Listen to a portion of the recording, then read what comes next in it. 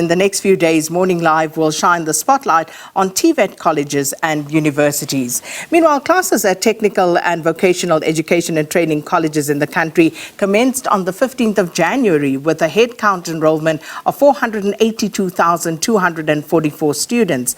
And now there are 50 TVET colleges across South Africa operating on approximately 364 campuses spread across rural and urban areas. TVET colleges mainly train young people to develop skills, knowledge and attitudes that are needed in the labour market. And they also serve young people who want to enrol for vocational programs after finishing school with a grade 12 school leaving certificate, as well as learners who want to complete their schooling. However, there is concern that for a long time, the TVET sector has been shunned by many learners and parents who prefer university education. So this has led some TVET colleges to struggle to meet the expectations of their students. So to help us discuss this further, we joined on the line by a lecturer and researcher in the School for Education at the University of KwaZulu-Natal, Professor Wayne Hugo. Professor, thanks so much for your time and welcome to Morning Live. Good to be here. First off, Professor, how would you define technical vocational education and training colleges and the role that they play, not just in supporting the country's economic growth, but in the education sector overall? So I think your introduction did quite a good job. But to say that the big difference is that TVET colleges, they're basically focused on making sure you get skills for work.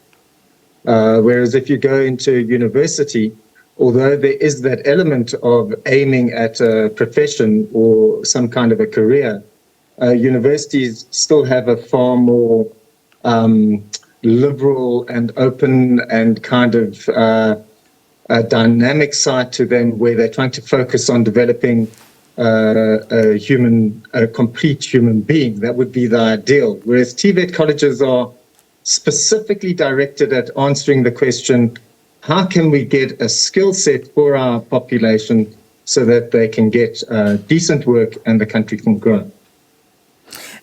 With regard to the perception about TVET colleges and the quality of education that people are likely to receive there, what are your views on that, Professor? Because many students, many parents would see this almost as, you know, a last resort, because they would preferably go to other institutions of higher learning. Why do you think we have that perception, and how do we go about changing it? So the first thing to say is that the perception isn't unreasonable. So we can't deny the wisdom of our South African parents and population and students, where you do have a situation where a university education will proportionally get you better jobs, for example, and more highly paid jobs than if you went to a TVET college. But that said, you have to have a situation in any country where you don't have a dominance of the whole student population trying to get into universities. It makes no sense. It's too expensive. And you have a situation where if we can have a proper system which is operating, which differentiates between the university education and a TVET education for skills, that's good for the country. And it's also good for a whole bunch of students who really aren't interested in that kind of university education. They want to get a set of skills, they want to get out there, they want to make money for themselves and for their families. So it's really important that we get both systems operating at the same time. But as for the quality differential, there has been a quality differential, but increasingly the government has been spending huge amounts of money and investment on making sure that the TVET sector is improving and is growing. And there's been a lot of success in that line. So if our students are thinking about going into TVET colleges, there's never been a better time in the kind of history of modern South Africa than now. So, Professor, that response in part addresses perceptions by the students as well as parents and government. But what about the employers. You know, if you look at vocational training graduates compared to those coming out of university, are they actually, those coming from TVETs, are they actually less preferred by employers compared to university graduates? Well, it depends what kind of job or career you're looking for. But it's undoubtedly the case that there's been a situation in our kind of business sector side, our employer side, where they perceive that TVET colleges aren't providing the skill set necessary for their given skill set that they need in a workplace. But again, just to say that we know this problem has existed, and we've started to do some really interesting work to address the problem.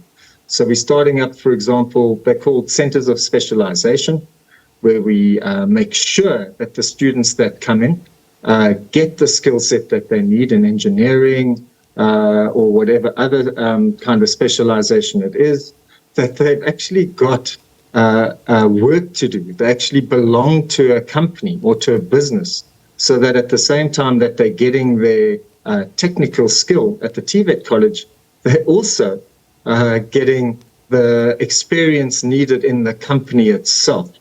So it's not like, as a South African system, we don't understand the problem we've put there, and we haven't been working on solutions to it. And those solutions currently are in play, and I've just done some research actually on these centers of specialization. And to say, quite honestly, in that TVET space, they are doing an amazing job of producing students who work ready with skill sets, who our employers are actually happy to take on. So that brings me to the curriculum question. How integral are these employers to actually drawing up the curricula for these TVET colleges and the various disciplines? Again, good question to ask.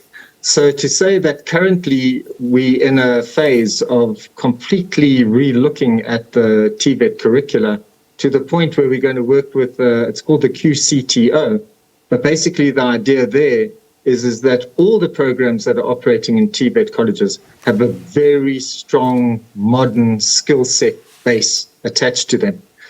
But you have to be quite careful here. You don't just want to chase the newest and the latest and the greatest skills, because often with any of these skill sets, there's a baseline set of skills which you need, which doesn't have to do with the newest and the greatest. It has to do with working in real African conditions and being able to do the basics well. So we've just got to be careful that we don't go for the latest, greatest, modern, where actually what we need in this country are a good foundational set of skills. And that's a very fair point. But looking at capacity, and we saw with the universities, and the same is true for TVET colleges, that there are only so many spaces available and many more students trying to get in. And last year, the Department of Higher Education and Training launched the National Plan for Post-School Education and Training. And the goal of that was, of course, to increase TVET colleges to 2.5 million enrollments by the year 2030.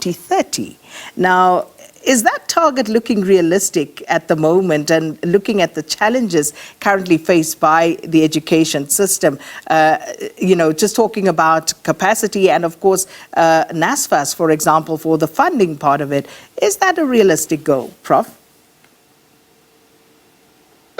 It's not realistic. It's aspirational, to say the least. And obviously, you have a situation where if you do push for those numbers within the TVET space, what's going to happen is you're going to overwhelm that system, and it's not going to be able to do the far more complex job it has than many universities, where in a TVET college, you're trying to hold the student along with the skill set, along with the theoretical knowledge needed, but most importantly, work integrated learning with companies in the area in that same skill set.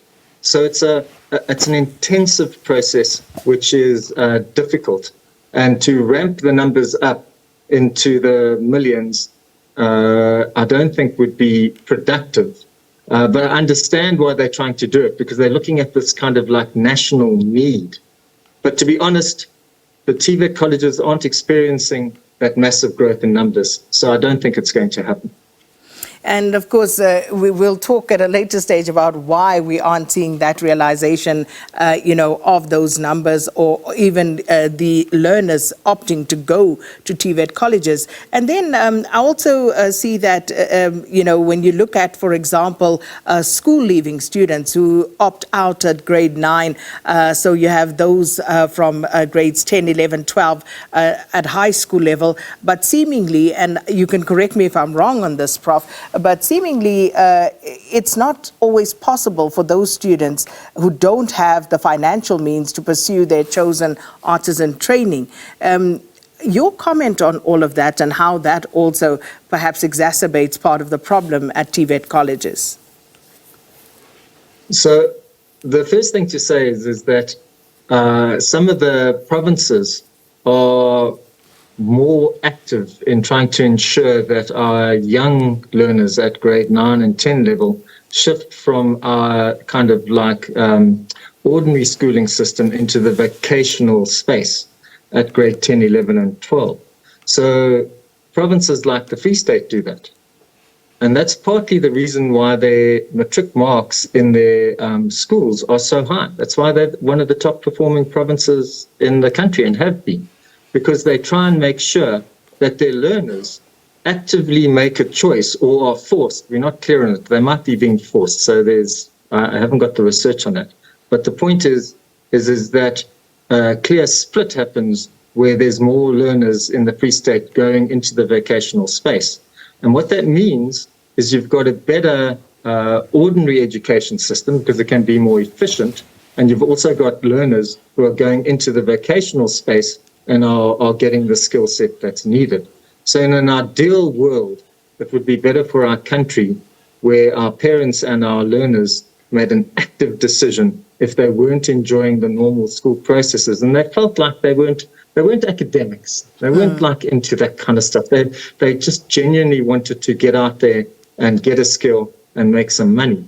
There should be a situation where that choice is actively preferred, like a whole bunch of other countries in the world where that does happen, like, for example, in Germany and a couple of other countries. Indeed, and yesterday Leanne was speaking to one of the departmental officials who's responsible for the sector, and he mentioned Switzerland in that interview. And you look at that system, and it starts with simple things, Prof, like the aesthetics. And we talk about the perception that most parents and students would prefer to go to a university. And unfortunately, some of these TVET colleges run down. And they say you can tell the ethos of an institution when you walk through the gates, or even before then, you can see what you're likely to find inside. So those things, though they may not seem like it, are important in the broader scheme of things. So again, to say, I've spent quite a lot of time going to some of the TVET colleges and tracking the history of their actual development and growth. And it's absolutely the case that some of our TVET colleges are in more difficult circumstances. But it is also certainly the case that a whole bunch of the TVET colleges that I've visited have shown incredible improvements. In terms of all the kinds of practical rooms that they've got. They've invested in all sorts of better equipment. They've made sure that that student accommodation is much improved. So it's one of those things where it's true that a lot of the TVET colleges don't look as nice as some of our universities. But then you've got to accept the fact that we've only got a couple of universities in the country, and we've got a huge number of TVET colleges. You kind of said there were, like my own numbers, it's not like 350 campuses, it's more like 250 campuses. But even so, that's a huge number of campuses to hold. But absolutely, I'll say this categorically, there's been an improvement in the infrastructure of our TVET colleges across the country.